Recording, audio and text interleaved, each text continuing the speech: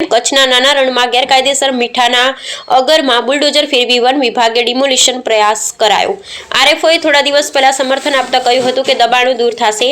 કચ્છના નાના રણમાં સુરજબારીથી સાંતલપુર સુધી અંદાજે 1 લાખ એકર કરતા વધારે ઘુડખર અભયારણ્ય રણ માફિયા દ્વારા ગેરકાયદેસર કબજો કરી દર વર્ષે લાખો ટન મીઠું પકાવી વ્હાઇટ કોલર રણ માફિયા કરોડો રૂપિયાની કમાણી કરી રહ્યા છે।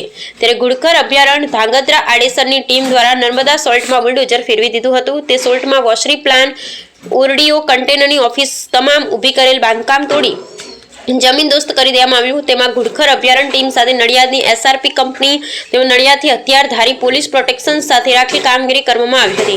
ત્યારે સુરજબારી ચેરાવાડ પાસે આવેલ રેલવે ફાટક પાસે હથિયારધારી પોલીસ જવાનોને બેસાડવામાં આવ્યા છે, જેથી વગર પરમિશને કોઈ રણમાં પ્રવેશ કરી શકે નહીં। પણ કદાચ બની શકે તે દર વખતે થતી કામગીરીની અનુસંધાને આ વખતે પણ અમુક ટાર્ગેટ કરતા લોકોને ત્યાં બુલડોઝર ફેરવા કે પાળા તોડીને કામગીરી ચોપડે ચડાવી બાદ બંધ બાંધણા કરી આગળની યથાશક્તિ પ્રમાણેની કામગીરી જે તે વર્ષોથી ચાલી આવી છે તે યથાવત રહે તેવા પણ સંજોગો દર વર્ષની જેમ બનતા હોય છે, તો પણ આગામી દિવસોમાં બને તે પણ સંભાવના વ્યક્ત કરવામાં આવી રહી છે। આ બાબતે આડેસર રહેજના આરએફઓ અને અભયારણ્યના ડીસીએફનો સંપર્ક સાધવાનો પ્રયત્ન કરાયો, પરંતુ સતત વ્યસ્ત ચાલતા કામગીરીના અધિકારીઓ ટેલિફોનિક જોડાવું ન હોય તેમ ફોન ઉપાડવાના હતા। પરંતુ આજથી 15 દિવસ પહેલા આડેસર રેન્જના આરએફઓ દ્વારા અમોને બધી માહિતી ડીસીએફ સાહેબ આપશે તેવું કબૂલાત કરી હતી, પરંતુ ડીસીએફ પટેલ સંપર્ક વિહોણા બન્યા। આમ તો આ કામગીરી 16 દિવસ પહેલાથી શરૂ થઈ હતી, જ્યારે ઘુડખર અભયારણ્યને અન્ય જિલ્લાઓ પર લાગતા હોય છે ત્યારે તેમાં કામગીરી કરી આડેસર રેન્જની કામગીરી 16 દિવસ પહેલા શરૂ થઈ હતી અને તેના ડિટેન કરાયેલા વાહનો હળવદ મુકાયા હતા